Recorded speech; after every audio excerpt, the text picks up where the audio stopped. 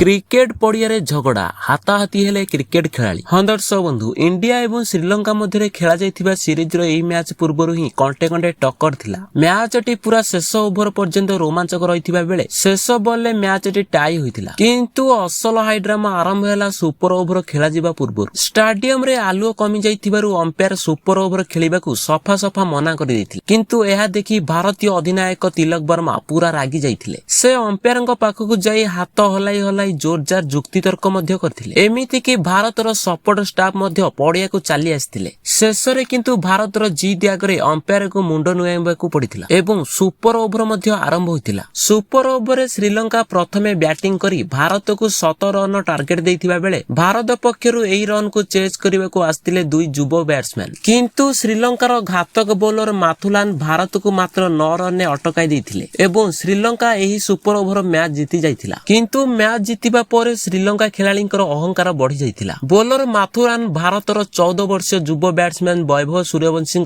आगकू जाई अतिरिक्त सेलिब्रेशन कले एवं किछि खराब कथा कहि दैथिले। वैभव सूर्यवंशी सीधा बॉलरଙ୍କ आडकू माडी गले एवं दुईଙ୍କ मध्यरे पूरा गरम गरम गाली गुलज आरंभ हो जाइथिला। परिस्थिति एमिति हैला जे दुहे परस्पर को पिटिबाकू मध्य धाइथिले। पड़िया मझिरे एमिति दृश्य देखि स्टेडियम रे थिबा दर्शक मध्य आश्चर्य हो जाइथिले। तेबे दर्शक बंधु खेल रे हारिबा जितिबा तो लागि रहिछि, किंतु मैच जितिबा परे श्रीलंका खेलाड़ींकर एमिति अश्लील एवं अहंकारी व्यवहार आपनको केमिति लागिला? एही झगड़ा रे भारतीय युवा बैट्समैन जेउ भली कड़ा जवाब देले ताहा उपरे आपनकर मतामत कोन कमेंट बॉक्स रे निश्चय जणांतु।